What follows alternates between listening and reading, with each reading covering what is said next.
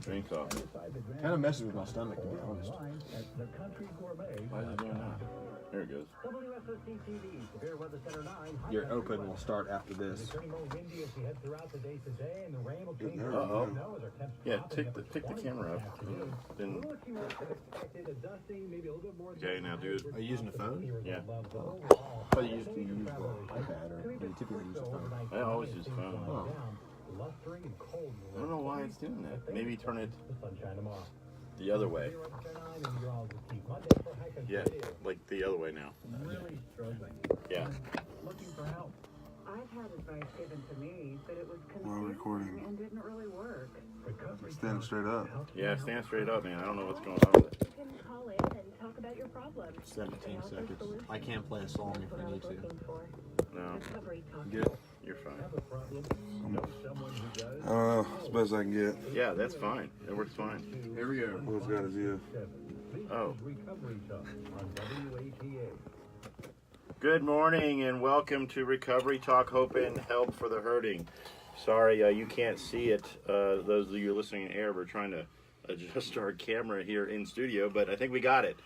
I'm looking forward to the show today. We have a unique guest with us, and I'll get into that in just a second. But before we do, just want to give a quick shout out to our official show sponsor, which is Freedom Auto Tech. Freedom Auto Tech is a local auto shop here in town that is ready to service all of your vehicle needs. You got a check engine light on or a little rattling underneath your car.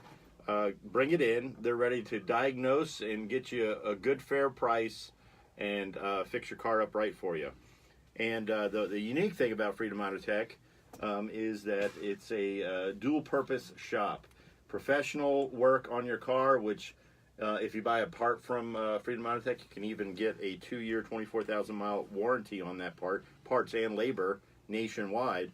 So you get good service on your car, but you also can feel good about knowing that all the profits and proceeds go to support the recovery ministry of Freedom Farm Ministries. Freedom Farm is a 1-year program for men here in the high country, and we've been operating for about 14 years now, and we could always use the support. So this is a good way to do two things in one time: get a good work on your car and know that you're helping support a good cause.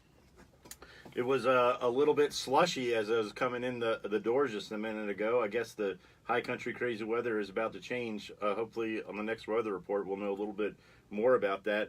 But I want to introduce you guys to the guest this morning, and it's interesting.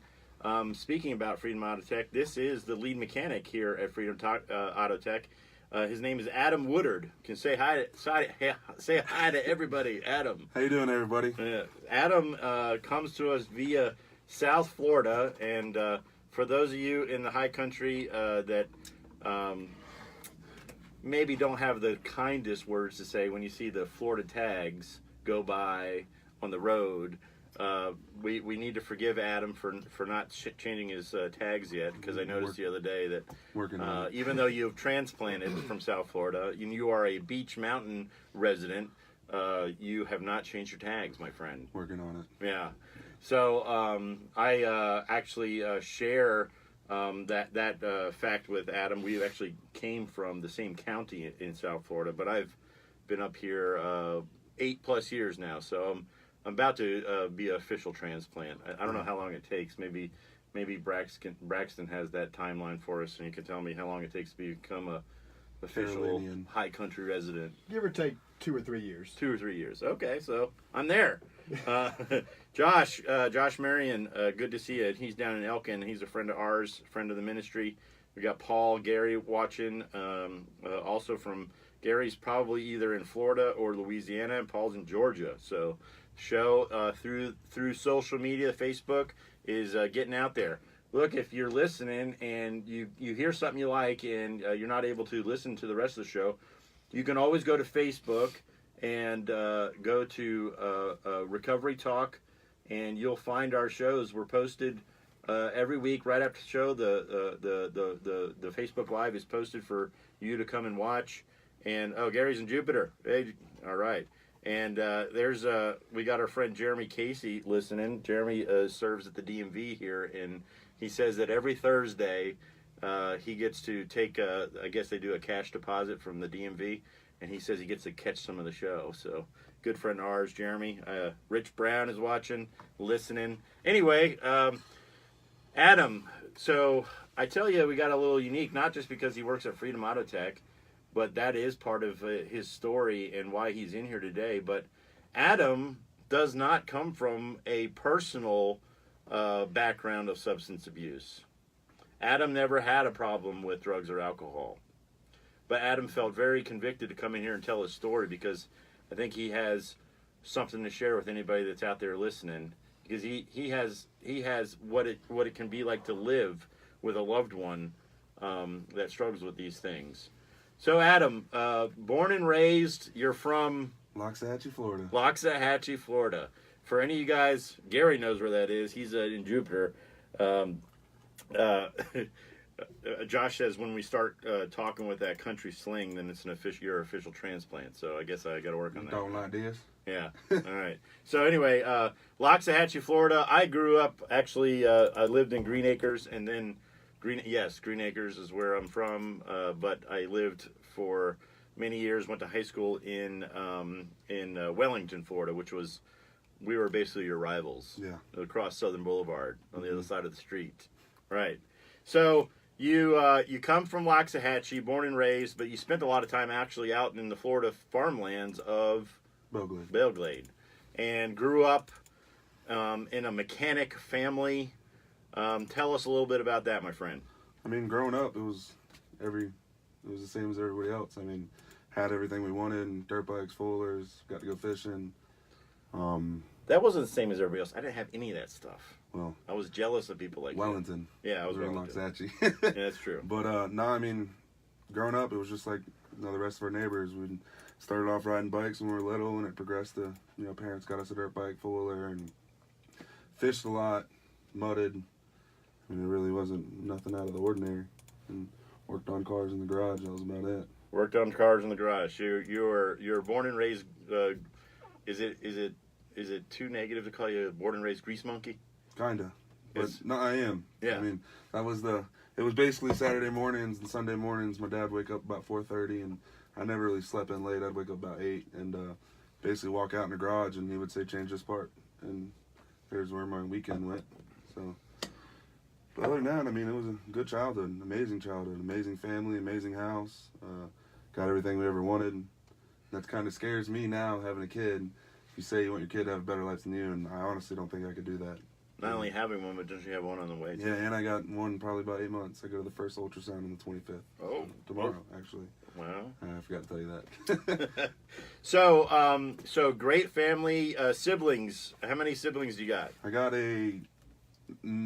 one brother that is my full blood, and then I got a step brother. He's the oldest.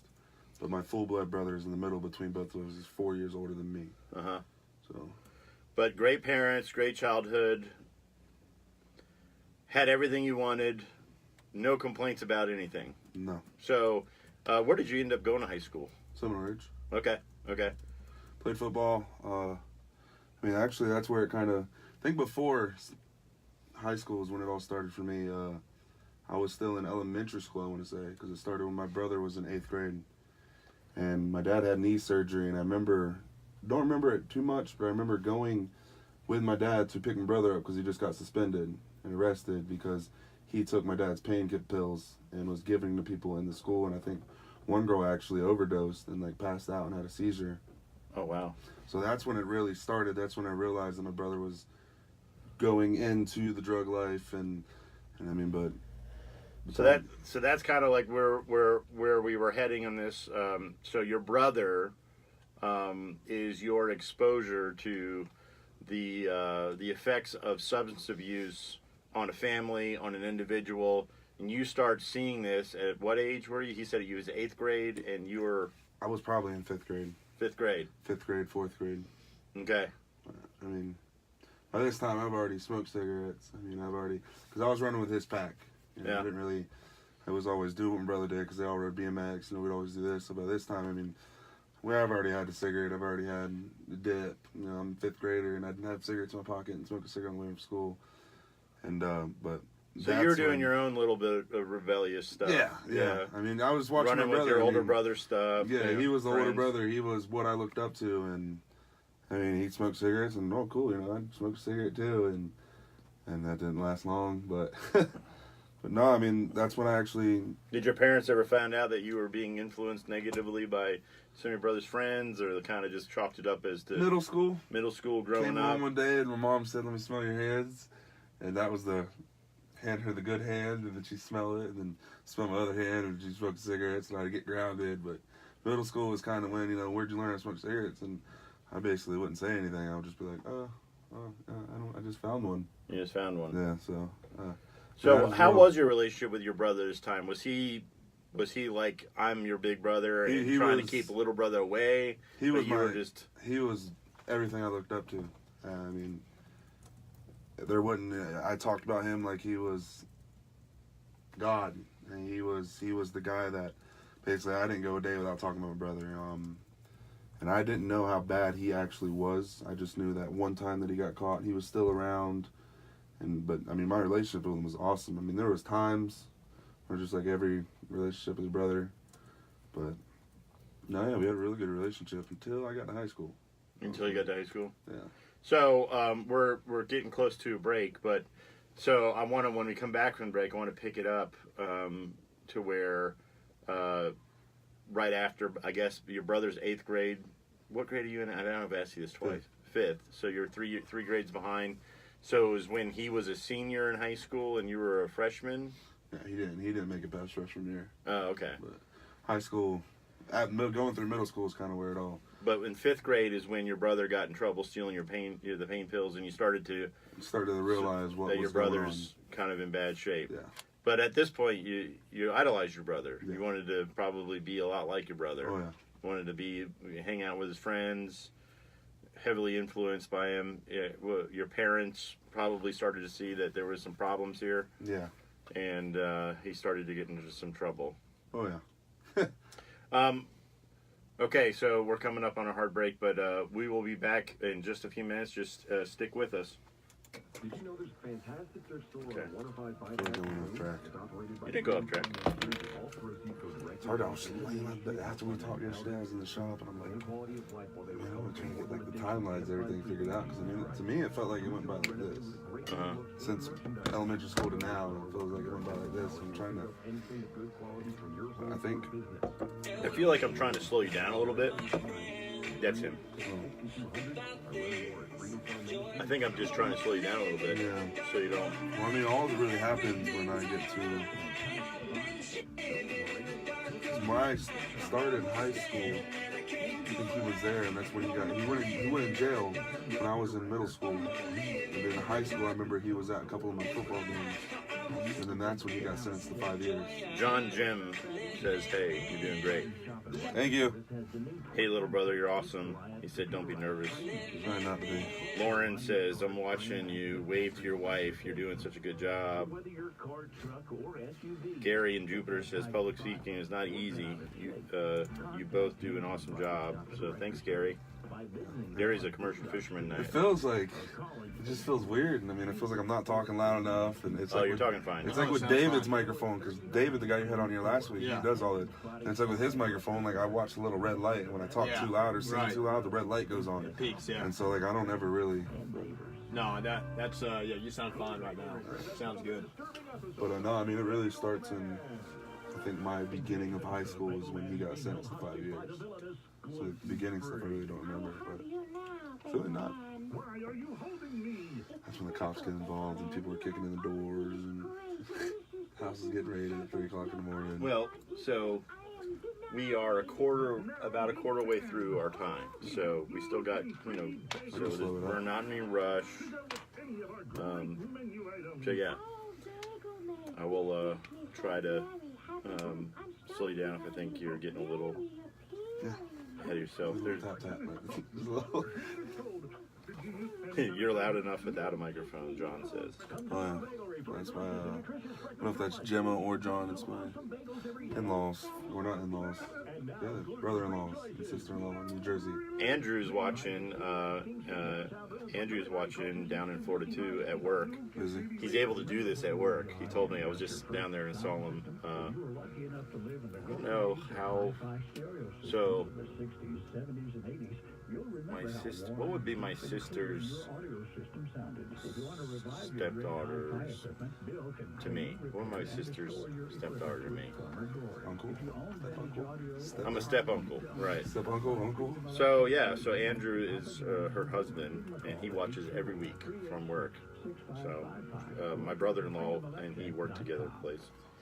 Pastor Michael Dixon is watching. He just tuned in. He's been on the show here before. He is near Pink Hill, North Carolina.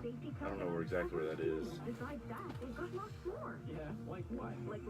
Thanks, Andrew. Andrew heard me say he says we're doing great.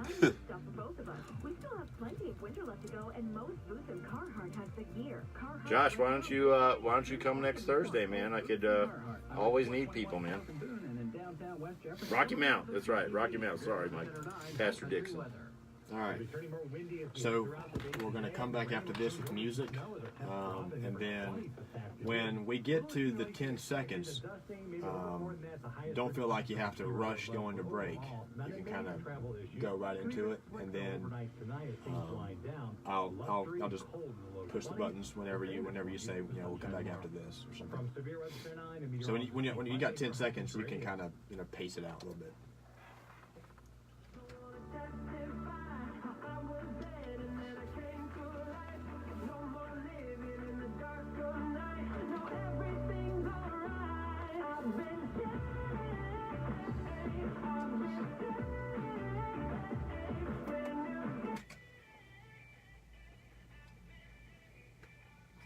Welcome back to Recovery Talk.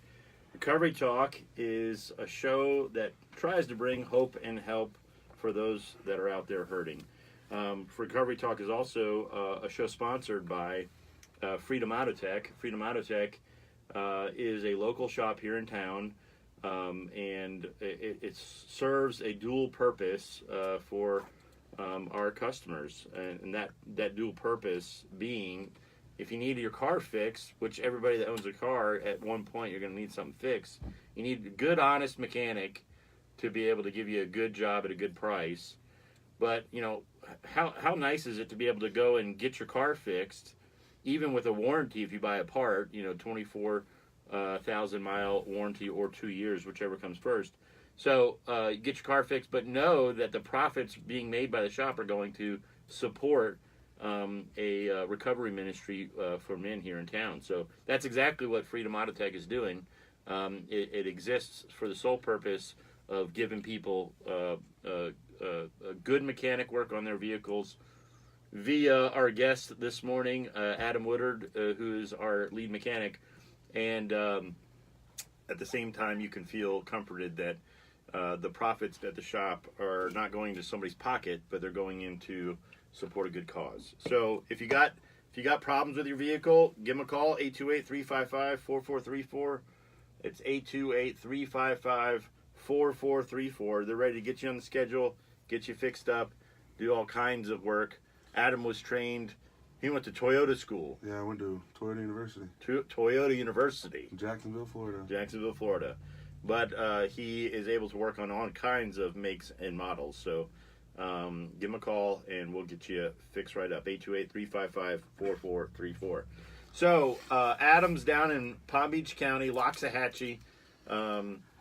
We had nicknames in Florida for Loxahatchee. Loxa Scratch Me. Yeah. I don't know why we call. Well, I mean, I know what we called it, but it's kind of a acreage area. The acreage, people that dirt roads and acreage. When I grew up, people went out there and just shot guns along canal banks all the time. Well, they still do. So. Yeah, but I mean, it's a totally different world. Anything, if you own anything over an acre down there, you can shoot your own property. Yeah. I didn't know that until I moved up here. Man. As long as you have a safe mountain to shoot in, you can shoot your own property. Then you moved to a community and you found out you can't shoot on your property. You thought you could. You're like, I'm moving in the mountains. I can just shoot my gun. It was very heartbreaking. Not in Beecher Mountain. That was very, very heartbreaking. So anyway, you're growing up, man, and you have an older brother, and you idolize the guy, man. And, you want to be like him, and for anybody out there that has kids, or if you are a sibling, it doesn't even matter, how old you are. You just got to always understand who you're influencing. You always, you carry a responsibility. Every human being carries a responsibility. There's always somebody looking up to you, So, anyway, you're looking up to your brother, and he's getting into trouble. The first memory that you have of some serious trouble was that he stole your dad's pain medication, and you had an incident at the school. He got caught. He's passing it out, and a girl even maybe had a seizure or something on the medication. He was in 8th grade at this time. Yeah. You're in 5th grade. So, where do things progress from there, my friend? I mean, it kind of was like it was there, and then it disappeared. It wasn't really much talked about. And then I think when I was Did he get any legal trouble that time for that, or? I think he just got suspended, or he may have got expelled. I'm not sure. I really wasn't involved in it. I just remember I had to go pick my brother up. Well, your dad. And I remember my brother was like upset, because he got caught. And I actually only found out about that a couple of years ago. I mean, it wasn't long ago when I actually found out what really happened. But that's what happened that day. And I think he may have got expelled, or I'm not really sure. But, yeah, I mean, it went from there, and I think his freshman year was when he started getting bad. He was hanging out with the wrong group of crowds, and I started seeing it. And he was skipping school nonstop, because I noticed I'd get home from school, and he'd show up, and the surfboard's in the back of the truck, and this and that. And I asked him, I was like, "So you're not going to school today?" And he's like, "No, I went surfing." And that's when I was still hanging out with him at the time, and he was bringing me to parties, and I'd have like a beer or two. I was like 8th grade or 6th, 7th grade, and it was just hanging out with my older brother, and I think he actually got arrested. Don't remember what for.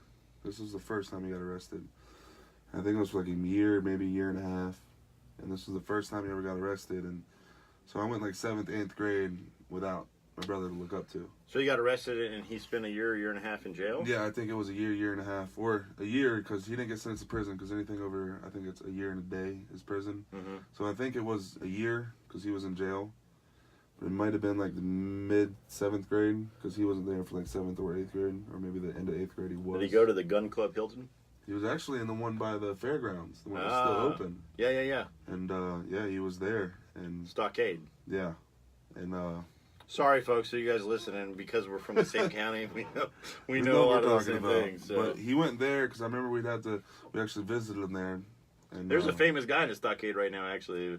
If anybody follows the news, there's that guy, Epstein, I think. He was running that, they called it like, I don't know, Sex Island or something. He had all these people going to, and he got in trouble with, I don't know, he was a Palm Beach guy. And I remember his sentencing is that he's living in the Stockade, and really? he basically gets to leave every single day to go to work, and he comes back. Oh, yeah, you're talking about work release, yeah. Yeah, it's a famous thing about the Stockade right now. And he was out when I started playing football when I was in high school, about 9th grade. Mm-hmm. And so remember, he was at my first couple games. Did you ever visit him in jail? Yeah. Yeah. That was really weird, because like I'd walk in there and like I didn't know how to act and like where to place my hands, and it was really weird for me. And it was like the Ricky Bobby, I don't know what to do with my hands. But it was. I don't know what to do with my hands. It was weird, because I was never in that environment before. I wasn't expecting it, and then after the first couple times, it became normal. You walk in, you put your stuff in the locker, and right. Everything has to go off. But how were you relating to your brother this time? Like having to go see him in jail? My older brother. Still my older brother. I yeah. mean, now when he get out of jail, I'm like, oh, yeah, he's been in jail now. He's a bad boy, Okay. And that's kind of how it was for me, and still kind of idolizing him. Yeah, some. And I wasn't. I think 9th grade is when that's when the big one came. The big one being his 5-year sentence. What happened? Everything. I remember pulling up his record, and he had like 23 charges or something like that, but a lot of them were dropped. But at this time is when he was doing blues or oxys bad. This is when I started noticing, and he was on the streets, living on the streets, running from the cops. We've actually had. I remember one night I was laying in bed, and I think my wife now, me and her were laying next to each other in bed and sleeping. It was like 3 o'clock in the morning. I woke up, and it looked like the sun was right outside my window, and I had a blackout sheet. And I couldn't figure out, I thought I was late to school. So I get up and I start walking and I look over towards the kitchen. In the kitchen, everything's dark, all those windows.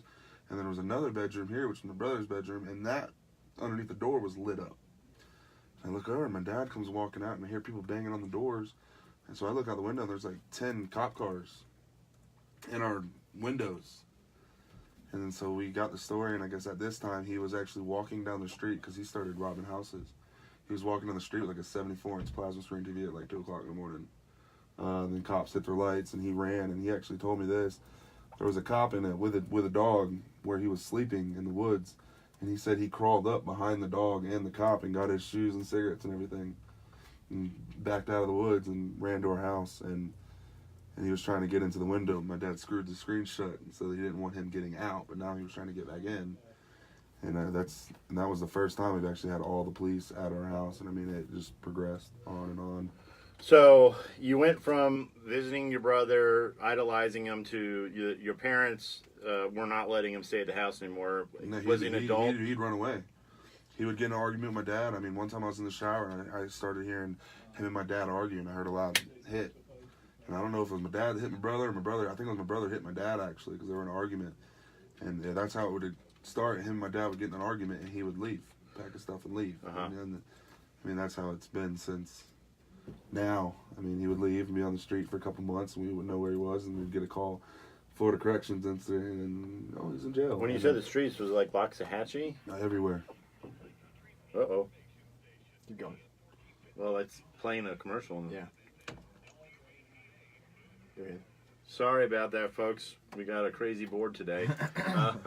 It's not Braxton's fault, I promise you. Break in a second, though. We are coming up to a break. They're just trying to get us to break real fast. But look, so you said your brother's on the streets of Loxahatchee? As far as I know, yeah. Okay. Actually, Real Palm. How much time we got? Go ahead. Oh. Two, what's that? 10 seconds. 10 seconds. Okay. So, sorry about the mix-up, but we got a break here, and we will be right back. Just stick with us. We'll pick it up when we come back. On Tuesday afternoon. That's my fault. That's fine, man. Going on in Craven County. Sheriff there, Shep Hughes, at a press conference. Tag team, tag team. There you go. Office, the FBI, Okay, your turn. Where's this bump music you're playing? YouTube. Just play a back-end song. Just find whatever. That's all right. Which ones have you played?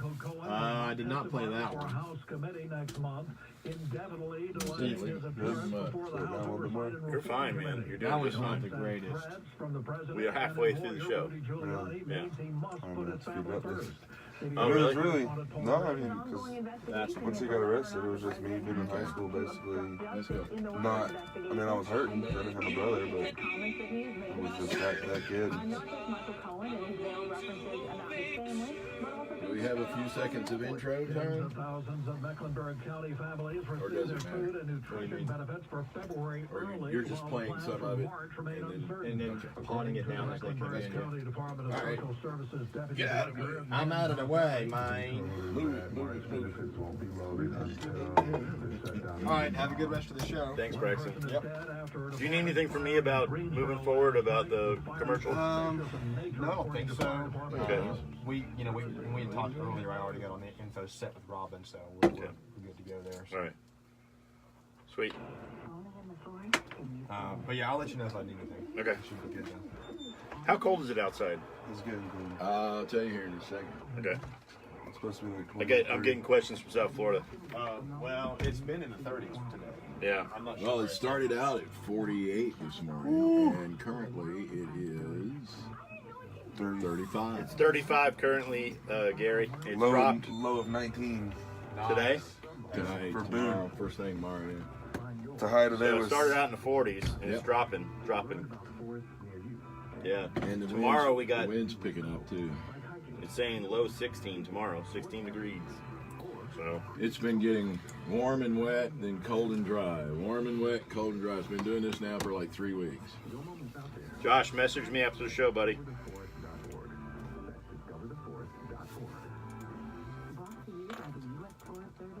David Strange is watching now. great. Why aren't you working, David? Yeah, David. Is David strange? Yeah, he is. Actually. He is kind of, yeah. He's out there. He's a different character. He's a good guy now. Kenzie tells WGHB News. Yes, we'll clean the water fountains and make sure they're disinfected. We're wiping down telephones and wiping down doorknobs. A cable TV series has fallen after a royal departure. Won't survive. So your brother got arrested the night he got arrested. He'd been looting on the streets, and I was kind of getting some more details He about didn't that. get arrested. He returned himself in that day. Oh, they didn't find him. They came to the house. They didn't No, find he him. returned himself. I came home from Waylandson. I was all pumped up on everything. And he was sitting in my garage, all blued out. And I looked at my dad and I said, "Dad, you got to move him. I'm about to hit him." And yeah. So we'll talk a little about that when we come back. Yeah. No, they couldn't catch him. He was on the run for like 3 months, 4 months. I was out front eating orange one day. One night, I came from my neighbor's house. I was craving an orange. Went and ate an orange. I see about 4 cars pull up at the end of the street and get out. The one back car left his parking lights on so I could see all their badges. They actually went to the people across the house from us and they were searching their yard. My mom came out and flipped on the light. And they said, "He's out front." And they started booking it across the yard, guns drawn and everything. And I was standing there eating my orange. They thought I was him. And my mom said, You guys favor each other at all? He's an average built, Oh. as I would say. He even says it. Actually, he called me this morning. And I told him I was coming on here. But like when he talks to me, it's a older, bigger brother. I mean, yeah, it was funny growing up. Oh, one day he's gonna be bigger than you. No, he won't. I mean, he's a little bit bigger than David. But David says you need to be talking about the new shop, not hamming up the gym. My mom's watching now. Another North Palm Beach watching. good to work, David. All right, stand by. Okay. Accumulation expected. A dusting, maybe a little bit more than that. The highest risk tops of the ski resort level, but overall, not a major travel issue. Could be a bit slick though overnight tonight as things wind down.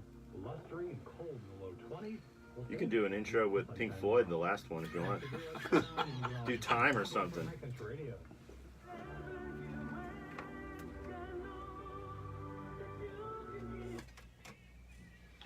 Welcome back to Recovery Talk, Hope and Help for the Hurting. Hope you're enjoying the show today with Adam Woodard, our mechanic at Freedom Auto Tech. Freedom Auto Tech is our show sponsor, and for those of you that haven't heard about it or been to or been able to get some service over there, know that Freedom Auto Tech exists for a dual purpose, which is to give you good, honest work on your vehicles, while at the same time helping support a good cause, which is a 1-year program for men that are struggling with substance abuse, which is Freedom Farm Ministries. So you got a check engine light on, or a knock under the engine, under the hood, a creak under your wheel well or something, give them a call, 828-355-4434. It's 828-355-4434. They'll diagnose your vehicle, give you an honest quote, get to work, and if you buy parts from them, you'll get a 2-year, 24,000-mile warranty on those parts. That's labor and parts nationwide. So you get your car fixed, and that part breaks down, you're in Arizona, just give them a call. They'll send you to a shop, and they'll take care of it. So 828-355-4434, that's the number to call, Freedom Auto Tech. They're ready to help you out with all your auto mechanic needs. Okay, Adam, we're back.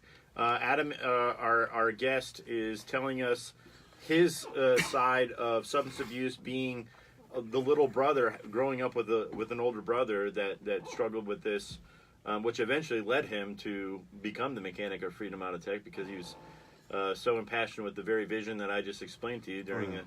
But anyway, where we were at is that your brother had been living on the streets. He's mentioned he was very much into the blues. That's street slang for a drug. It's a pain medication that was very popular in South Florida.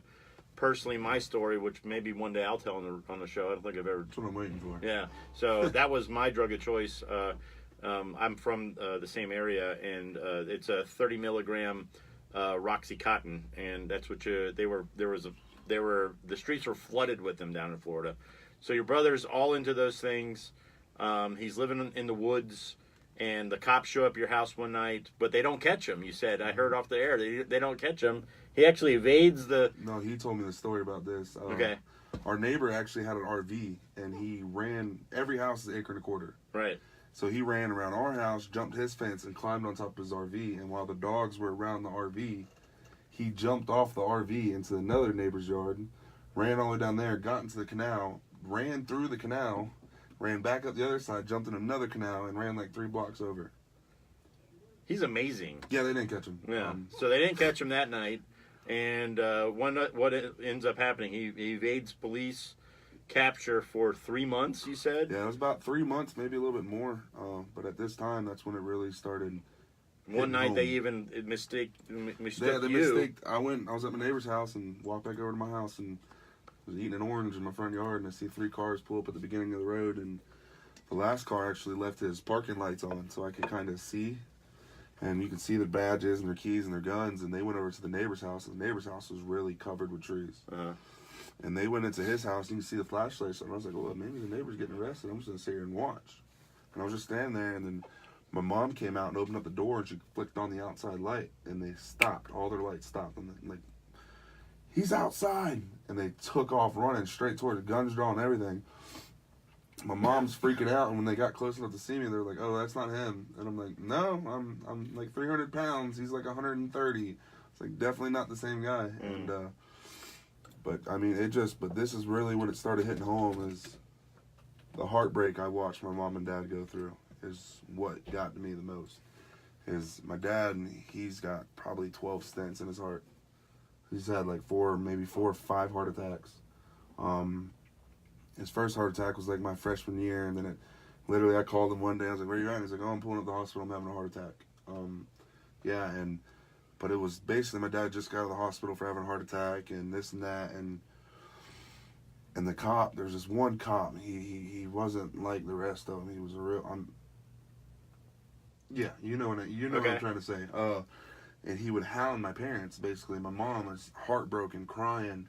"If you don't tell me where he is, you're going to jail too." And he'd point the finger, and I could see my dad getting stressed out, and me being, 9th grade, a football player, I'm in the gym 3 times a day. I'm just getting mad, and I'm going through that change in my life, and I really just wanted to hit the cop, because I understand he was trying to do his job, but the way he was doing it to my family, and he would show up every week, and just harass my mom. She would do it when my dad wasn't around, and I mean, it just constantly went on, and that heartbreak I watched my mom go through, and the stress I watched my dad go through, kind of made me who the man I am today is. But, yeah, I mean, it went on, and one day I came home from school, and he was sitting in the garage, and he was all pilled out, and eyes were slanted over. He couldn't really talk, and I looked at my dad. I said, "Dad, you need to get him out of here. I'm getting ready to hit him." So you're like 9th grade? Yeah, 9th grade on the football team. 15, 16, 9th grade, right? Turned 16 at the end of 9th grade because I never had my permit in 9th grade. Okay, so your brother, who you idolized, now you're telling your father, get him out of here because I was going to rip the compounded damage that's going on with not just his life, but it's spilling over into your parents' life, your life. Just you're done with this. You're sick of this. So, did you have any hope at that point? Or there was any change possible for your brother? I mean, at this point, no, because actually what I forgot to mention, the first time that he went to jail, when he got out, he actually went to a rehab. And it was one of those secluded, it was a nice rehab. I was upstate somewhere, but I think it only lasted for a certain amount of months because the insurance basically said they weren't going to cover it anymore. So he came out and then did it again. But at this point, it was just, basically my dad said he's turning himself in. He's tired of running. And to me, I was like, all right, maybe he's tired of doing drugs too. And basically, I went inside and I ended up leaving again, and I gave him a hug and basically said, "I love you, I always will," and went on with my day. And actually, this was the strangest thing that's ever happened to me. While I was pulling out of my road, a guy in a truck cut off my friend's car and hopped out. And I mean, he was an older biker dude. "Where's your brother?" And while my brother was at the house getting ready to turn himself in, but I'm the type of kid like, I don't know, I haven't seen him in a couple months. And well, he stole my $50,000 Harley and this and that. And so I was just like, man, I haven't seen my brother in a couple months. No, hope you find him. But I knew he was getting turned in. I mean, it just went from there. I mean, I went through high school. My brother was incarcerated about the whole entire time. So through this episode, your brother turned himself in, and he ends up getting 5 years. Yeah, actually 5 years, and I mean, it was even when he was incarcerated. It was. I've seen my dad cry 3 times in my life. Mm-hmm. One was when his mom passed away. The second one is what I'm about to tell you, and the third one was when I graduated. And unfortunately, I mean, just to kind of like say it, you know, I'm not an anti, you know, punish crime people, you know, but you know, this is one of the compounding problems when it comes to people that are, you know, involved in substance abuse. You know, people get out crazy like your brother did, right? And I'm sure a lot of his charges were because you break into one house because of your drug problem, trying to feed your drug problem. So there's a felony right there. And then every break-in that they're able to tie you to is another felony. All of his charges have to do with breaking in, pawning stuff to get money to get drugs. And then you go and you pawn something. And all of this is because a guy's got a drug problem. It doesn't excuse, I mean, you don't break the law, but I mean, if you ever deal with people that are, I mean, I was crazy. I mean, I was crazy as all get out when it came to when I was on drugs, but you know, and here it is. He went to a very expensive place, but he wasn't allowed to stay any longer because the insurance money ran out. So, I mean, where is it that you know, we really truly are providing true help for people? You know, hey, look, we're willing to help you as long as, you know, we can collect thousands and thousands of dollars off your insurance. But as soon as that stops, then kind of on your own. You know, it's this is me going on a rabbit trail because I work in the frustrating world of. You know, we work in a program, but we actually don't even qualify for being able to accept any of those insurance dollars because of the fact that we don't follow the philosophy, the failing philosophy of a lot of those places that do make lots and lots of money. $38 billion industry. Palm Beach County is one of the capitals of recovery centers in the nation. So here it is. You got a guy that needs help, needs recovery, and he can't get it. So. But actually, he was in jail for about a year until he got sentenced to prison. That was one of the hardest nights in, I want to say, my life, but I came home and my dad sat in the garage. He had a little man cave in the garage, and we used the garage door as our front door. He had a chair, TV, refrigerator. And then me and my wife actually were walking in the door. I didn't think she was with me.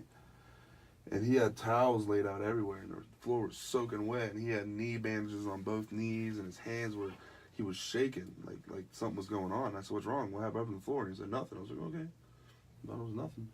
I walked inside and seen a letter on the counter, and it was from my brother.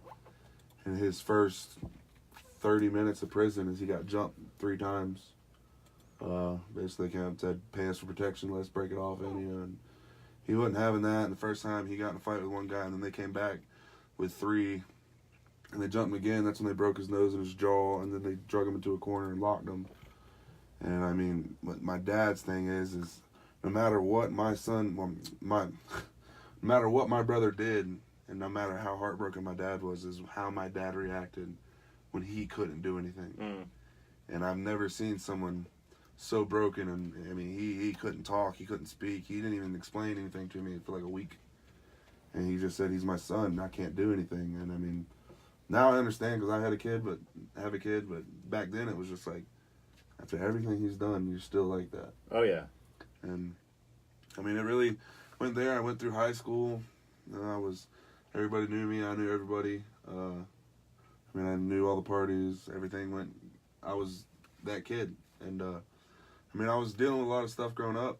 The only thing that, I mean, the woman I'm married to today has been with me since I was in 8th grade, and she's been through it all with me. And she's honestly the only thing that held me together. And I'd go to the school acting like, you know, everything was fine, and she was the only one that knew what really was going on inside of me. And I didn't really talk to my dad, didn't talk to my mom. I mean, it just progressed. I think he got out a month before my son was born, which was, I think, May 20th on, I don't know, he's almost 3 years old, so let's just throw it back there. But he was there for my son being born, and he was the best I've seen him since I was little. How long had you been incarcerated? 5 years. 5 years. I mean, we went and visited him as much as we could. I mean, I would drive and go visit him myself. And I mean, we were there, you know, and the way he looked made you want to go visit him. He just looked so healthy, and I mean, he went through his things when he was locked up, but it was, I mean, me growing up, it was just, after all that, my family watching this, I mean, I would sit in class and I'd hear kids talk about, man, I just went and smoked this. I'm like, I'll see you in 5 years. Yeah. You know, and that was my mentality. And I mean, I drank, I went out to party, had a couple drinks, and I mean, but it wasn't like, there was always that one or two kids in the classroom that always had weed on them. You know, they were doing other pills and they would brag about it. And I'm like, well, there's nothing to brag about. Right. I was like, watch, when it gets a hold of you, you ain't gonna be bragging no more. Right. And, but high school was high school. I mean, I was going through the stuff with my dad with his heart attacks. I was going through changes. I mean, I was mad at the world at times, and then, but yeah, got out, had my kid, and my brother was out, and he was doing good and healthy and had a good job, and he was back to himself. It was the first time we've seen him in 8 years, I want to say. I mean, it's just been, it was weird. And come over to my house, and this was a year and a half before I moved up here. And so it was about 3 years ago? yeah, about 3 years ago when he got out, and it all started going downhill about 3 or 4, about 6 months when he was out. After 6 months? It started slowly progressing back downhill. He actually got back with his girlfriend, actually, the one that he dated when he did all this. They were like the Bonnie and Clyde duo. Yeah. But I used to shoot pool a lot, and I went to go shoot pool one night, and she was working there. Mm-hmm. And I turned around and looked at him and said, all right, we're leaving. He's like, no, what do you mean? I said, we ain't going in there. He's like, oh, no, man, let's go shoot some pool, because this is his first time going out. I was like, all right. And he's seen her, and he's like, no, I don't want nothing to do with her. And, of course, a couple weeks down the road, and there she was. And they did good, and I mean, I think the night of my wedding was actually when I started noticing it. I mean, there was a lot of shady stuff that went on. I wasn't really there the night before my wedding as much as I should have been. Yeah. Actually, the place we went to was actually known for drugging people. My father-in-law actually stopped breathing twice. It was the weirdest night of my life. I mean, I had one bucket of beer and I was throwing up everywhere. That's not. Yeah, it was strange. What? Yeah. And so you went to some place to get married, we went to this place, and they could have possibly drugged you? Yeah, the ambulance that came to pick up my father-in-law actually said that place is known for roofing people that come from the hotel. And, I mean, but it was the weirdest. I mean, it was a bachelor party. We all went there to have a couple drinks, shoot some pool, and I had like a bucket and 2 shots, and I don't remember. Like, I just remember, all right, time for me to go home, I guess. Like, it was a short night for me. And, but yeah, that night, I guess he was doing something shady with one of the guys that he was incarcerated with, actually came and met him. And they left my wedding early, and I started seeing the scabs start to appear. That's what gave it away for me. He'd pick. And I started seeing the scabs. And one day he was at my house, and he was fine, and his girlfriend at the time actually had a daughter. And they were there together and playing with my son, and everything was fine. Like, all right, we're going to go take her home. We'll be back in a little bit. Hour and a half later, they come showing up, knocking on the door, gone. And I literally opened the door. I turned and looked at my wife, and I said, I'm not about to open this door. I'm not trying to have this around my son. And that's when it started separating again. And I moved up here. Didn't really hear much about it. And then I'd hear my mom kind of kept me out of the loop because she didn't think I didn't want to be involved. And one day I went on Facebook. I was driving to Charlotte and went on Facebook and see my brother's picture on Facebook. I said, oh man, here you go. And actually someone posted basically this kid just stole stuff out of my house. I got camera footage. Cops were looking for him. I called so mom. You got caught on one of those like ring doorbell things? I guess. I actually called my mom and I said, hey mom, I just want to let you know someone, and what kind of was messed up is because I knew at the time he wasn't living with my mom. He was on the run again. But when they posted the picture, my parents' address was on it. So I called my mom and said, mom, I just want to let you know someone's posting stuff about Chad. Your address is on it. What can you really say? And so he was out doing his own thing, and then my mom actually called me. I was already up here, moving, starting my life. This was before I started working with you guys. You came up here because your wife is from the area. Right? My wife actually lived here when she was in elementary school for 1 year. And we were down home, and we had that big hurricane, and my wife's like, you're coming to see mountains. I was like, babe, I can look at a rock through a magnifying glass. Same thing to me, you know. And she said, well, you're off of work. You're going to go see a mountain. And we came up here, and I stood on top of grandfather and called my dad and said, Dad, I'm moving. He said, I knew you would. Went home, quit my job, sold everything we owned, and moved up. And that was the whole thing. And she's like, well, do you want to stay here? You know, I said, babe, your whole family's moving up there. I said, I'd rather go up there with your family than stay down here and you be miserable because you're not going to be with your family. And I'd rather you be happy than us stay down here. So that was the decision. We moved. And I got a call from my mom one day, actually, and she said, your brother's in the hospital. I said, for what? She goes, oh, they found him overdosed in the house. It's the first time I ever heard about him overdosing. I said, what do you mean? He said, well, I just got a call from sheriffs and this and that. He's in the hospital. I went there and seen him, and the first thing he said is, don't tell Adam. I said, so what's the first thing he did? She goes, I took a picture of him and told him I was just going to show you.